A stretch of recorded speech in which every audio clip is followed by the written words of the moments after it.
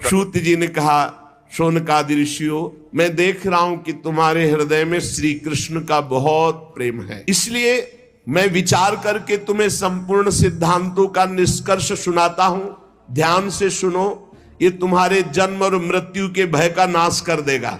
ध्यान से सुनो। जब जीव के हृदय में भक्ति जागृत होती है, ऐसी भक्ति जिसका प्रतिदिन प्रवाह बढ़े, वो प्रवाह जीव को भगवान श्री कृष्ण के समीप ले जाता है, भक्ति का प्रवाह।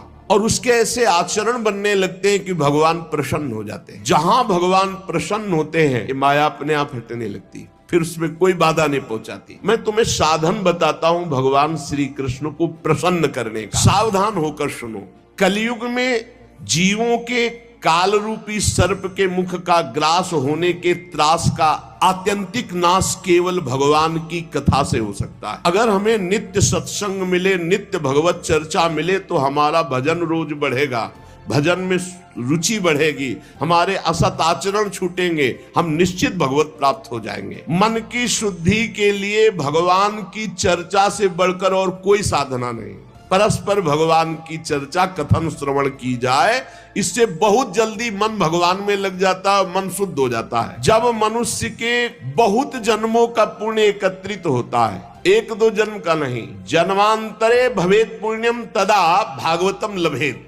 जन्म जन्मांतर के पुण्य एकत्रित होते, तब उसे भगवान की रस भरी चर्चा सुनने का सौभाग्य मिलता है। भगवान की चर्चा सुनना बड़ी दुर्लभ विषय। जन्म जन्मांतरों के जब पुण्य एकत्रित होते हैं, तब भक्त और भगवान की चर्चा सुनने का सौभाग्य प्राप्त होता है। सुत दारा धन लक्ष्मी पापियों के घर होए, संत समागम हरि कथा तुलसी दुर्लभ दोए।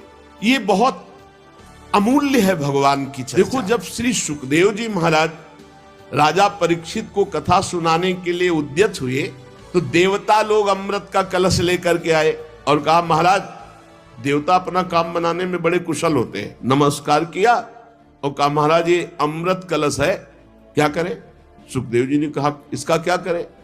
नहीं, आप हमें कथा अमृत दे दीजिए और ये अमृत पिला दीजिए। परीक्षित को तक्षक सर्प काटेगा भी, तुम मरेंगे नहीं, क्योंकि अमृत का प्रभाव होता है, इसीलिए तो आप कथा सुना। उनको निर्भयता प्राप्त हो जाएगी अमृत से, और हमें सुना दीजिए कथामृत, जिससे हम मुक्त हो जाएंगे। अदला बदली कर लो, आप हमें कथामृत पान करा दो, हम परीक्षित जी को, ये देवता लोग कह रहे कि देवलोक का अमृत पान करा देंगे तो तक्षक काटेगा भी तो भी नहीं मरेंगे। हंस पड़े शिशु, बड़े चतुर बनते हो।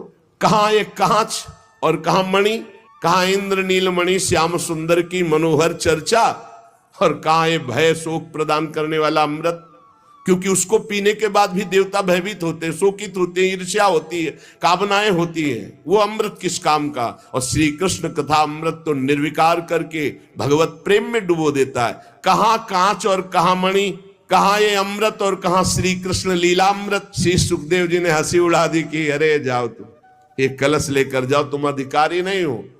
दैन्य भाव से, आर्त भाव से अगर मांगते तो कुछ देने की जरूरत नहीं थी, अपने आप कथा सुनने को मिल जाती। लेकिन तुम बदला, अदला बदली कि हमें भगवदामृत पिला दो, ये हम देवामृत तुम्हें दे दे। ये कहां कांच और कहां भगवान श्री कृष्ण की चर्चा। तुम भक्त नहीं, तुम अभक्त हो।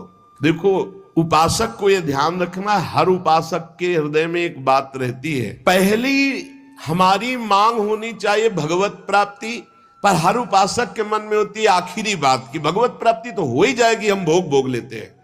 कभी नहीं होगी ऐसे उपासक को। जो भगवत प्राप्ति को टालता है और अन्य भोगों को प्राथमिकता देता है, उसके लिए भगवत प्राप्ति बहुत दुर्लभ है। एक भक्तमाल जी में प्रसंग आता है कि एक बहुत बड़े सिद्ध महापुरुष के पास एक कथा सुनाने वाले महाराज, हमने श्रीमद् भागवत कथा का ज्ञान प्राप्त किया है गुरुजनों से, तो वो आपको सुनाना चाहते। उनका अहोभाग्य, भगवान की असीम कृपा, आप कथा सुनाएंगे। 7 दिन भगवत चर्चा सुनी। इसके बाद कहा, कथा सुनने के बाद कुछ भेंट देनी चाहिए। बोलो आप क्या चाहते हो? सिद्ध पुरुष थे, पता था उनको। उनका भगवान संतान नहीं है, अगर एक संतान हो जाती, जाओ 7 दिन कथा सुनाने का फल हमारे भजन के प्रभाव से तुम्हारा नवीन प्रारब्ध बनेगा और तुम्हारे संतान होगी। और हाँ, भगवान संतान भी हो गई, पर धन नहीं है तो कैसे हम पालन पोषण करेंगे। इसलिए आपकी कृपा से कुछ ऐसा विधान बन जाए कि हमारा परिवार चलता रहे, इससे कुल परंपरागत हमें लक्ष्मी की प्राप्ति हो। हरि चर्चा सुनाई है, विधान बन जाएगा धन का भी बन जाए। ठीक है, जाओ। और कुछ भगवान की थोड़ी भक्ति भी हो जाए। जो पहले संतान, दूसरे में धन और तीसरे में भक्ति, कदाप तेरे को भक्ति प्राप्त नहीं हो सकती। जाओ, संतान होगी, संपत्ति मिलेगी, भक्ति नहीं। अगर पहले बोले होते पहले नंबर में कि भगवान की भक्ति, और अब प्रभु संतों का भोग लगे, ठाकुर जी का भोग लगे, इसके लिए नाथ, और प्रभु कोई संत सेवा करने वाला हमारे कुल में भी हो जाए, सब हो जाता। पहले भक्ति, लेकिन भक्ति सबसे पीछे नहीं। अभक्तास्तांश्च विज्ञाये न ददौ सा कथामृतम, श्रीमद् भागवती वार्ता सुराणाम अपि दुर्लभा। भगवान की कथा दैन्य आर्त भाव से, अहोभाग्य मनाकर सुनी जाती है, इस भाव से नहीं, अदला बदली से नहीं। श्री सुखदेव जी ने देखा कि इनके हृदय में भक्ति नहीं है, ये बदले में कथा सुनना चाहते, इसलिए अनाधिकारी है। ये जानकर कथामृत का दान नहीं किया। ये देवताओं को भी दुर्लभ है भगवत चर्चा, श्री कृष्ण कथा। पूर्व काल में श्रीमद् भागवत के श्रवण से राजा परीक्षित को परम पद मिला, यद्यप सर्प ने काटा था। ब्रह्मा जी को बड़ा आश्चर्य हुआ। उन्होंने सत्यलोक में साधनों को तौला, एक तरफ सब साधन और एक तरफ भगवान की पावन लीला कथा, तो सब साधन हल्के पड़ गए और भगवान की चर्चा सबसे भारी रही। भगवत लीला कथा, ये सीधे भगवत प्राप्ति करा। रत्नावती जी ने कोई और साधन नहीं किया, केवल दासी के मुख से भगवत चर्चा। ब्राह्मण पत्नियों ने मथुरा, कोई और नहीं, गोपी जनों ने और कोई नहीं, परस्पर भगवत चर्चा, भगवत गुणानुवाद, बड़ी दिव्य अवस्था।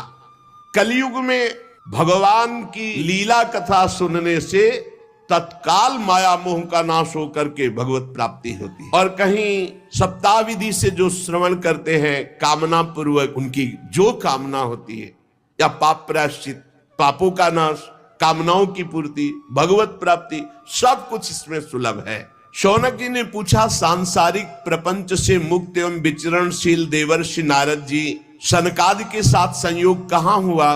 वो विधि विधान के श्रवण में उनकी प्रीति कैसे हुई? सूत जी ने कहा, मैं तुम्हें वो भक्ति पूर्वक कथा सुनाता हूं।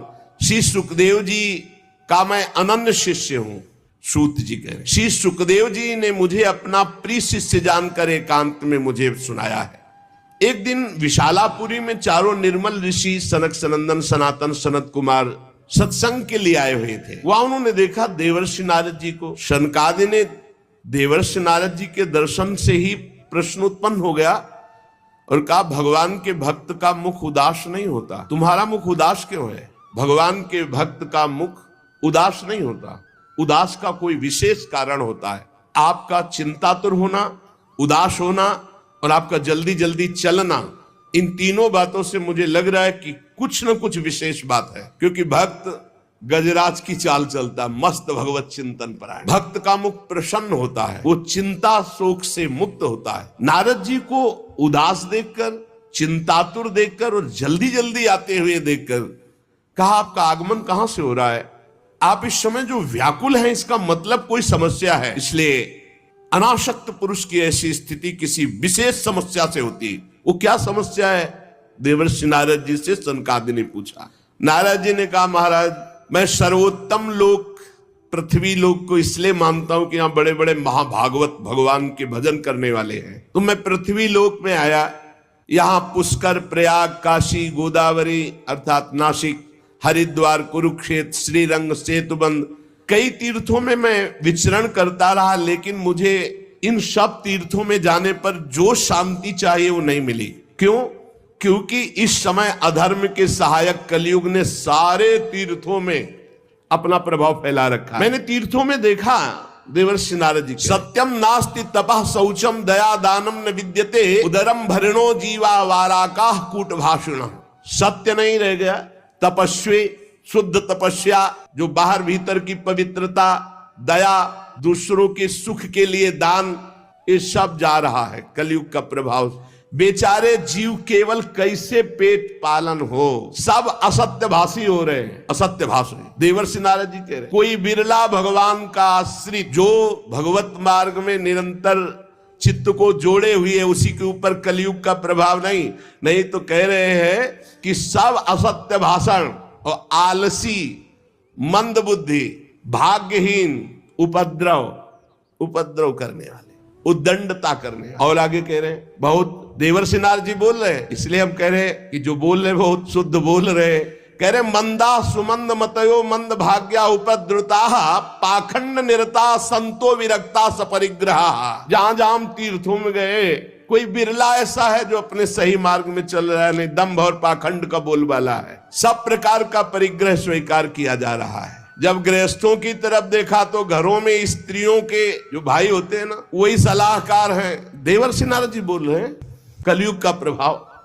तरुणी प्रभुता गेहे श्यालको बुद्धिदायका, श्री सदगुरु बुद्धिदायका। कलयुग में नहीं, तरुणी प्रभुता गेहे श्यालको बुद्धिदायका। और बोले लोभ से कन्या विक्रीणो लोभा दंपति नाम च कलकना। इस कलयुग ने ऐसी दुर्गति कर दी है, क्रय विक्रय सामान्य वस्तुओं की किया जाता है कि लड़का किया जाता है। तुम्हारे लड़का, उसके लड़की हो, बेचारे की जितनी श्रद्धा होगी वो देगा ही। ये दहेज मांगना, दहेज लेना इच्छा से युक्त होकर नहीं, हमारे पूर्व से चला रहा है। कन्या वाला जितनी सामर्थ्य होती खूब भावपूर्वक वर पक्ष को देता रहा है, उसका भाव रहा है। लेकिन वर पक्ष मांग करके वैसे घर में नई साइकिल नहीं, लड़का मोटरसाइकिल के लेगा तब ही चलेगा, दुल्हन भी ले। केवल तुम लड़का हो इसलिए, और वो पढ़ लिख करके घर परिवार से आपके पास आ रही है, पूरे जीवन आपकी सेवा करेगी। तुम्हें ये नहीं समझ में आ रहा, तुम्हें चाहिए कमा करके। अरे हमें तो लगता है कि कार वगैरह व्यवस्था तो देनी चाहिए लड़की वाले को, कि हमारे कुल चलाने के लिए लड़की दी, तुम्हें कभी कोई कष्ट ना पड़े। लड़की वाला बेचारा देता है ऊपर से, और वो मांग करते हैं। स्त्री पुरुष फिर भी आपस में कलह बड़ा विचित्र। महाराज देवर्षि नारद जी सनकादिक कह रहे, महात्माओं के आश्रम में गया, तीर्थों में गया, पावन नदियों में गया, यहां सब दुष्टों ने देवालयों को नष्ट कर दिया। कलयुग का ऐसा प्रभाव हो रहा है कि शुद्ध योगी मिलना, सिद्ध मिलना, सिद्ध ज्ञानी मिलना, सिद्ध भक्त मिलना, सिद्ध सत्कर्मी मिलना बड़ा कठिन हो रहा है। न योगी नैव सिद्धो वा न ज्ञानी सत्क्रियो नरा कलिदावा नले नाद्य साधनम भस्मताम गतम। भ्रष्टाचार फैला रहा है कलयुग। सारे साधन इस समय कलि रूपी दावानल से भस्म हो रहे हैं। हमने देखा कि बाजारों में अन्न बिकने लगा है, पहले अन्न नहीं बिकता। देवर्षि नारद जी कह रहे कैसा कलयुग का प्रभाव बढ़ गया है। अट्टशूला जनपदा शिवशूला दुजातय कामिन्य केशशूलिन्य संभवंती कलाविहि। दुजातय जो विप्रजन है, वो पैसा लेकर के वेद पढ़, परिवार कैसे चले? नहीं, वेद पढ़ाते थे वो तो गुरु दक्षिणा में या कार्य की पूर्णता में जजमान तो खुद देता था, मांगने को नहीं कहा गया। गोस्वामी तुलसीदास जी ने भी कहा बेचहि वेद धर्म दुहि लेहि। पैसा तय करके वेद का पाठ करना या शास्त्रों का श्रवण कराना, ऐसा निषेध ये कलयुग का प्रभाव है। देवर्षि नारद जी कह रहे हैं शास्त्र तस्मात् शास्त्रम प्रमाणम कामिन्यः केशशूलिन्यः संभवन्ति कलाविहा। इस कलयुग ने ऐसा भ्रष्टाचार मचा दिया कि चरित्र बेच करके लोग जीवन यापन करना चाहे, बड़ा विचित्र है। बोले चरित्र बेच करके उदर पोषण करने की वृत्ति, ऐसा दिमाग। नौकरी मिल जाए, रुपया मिल जाए, पद मिल जाए, चरित्र चला जाए, उसका कोई महत्व नहीं। ऐसा कलयुग बुद्धि को भ्रष्ट कर देता है।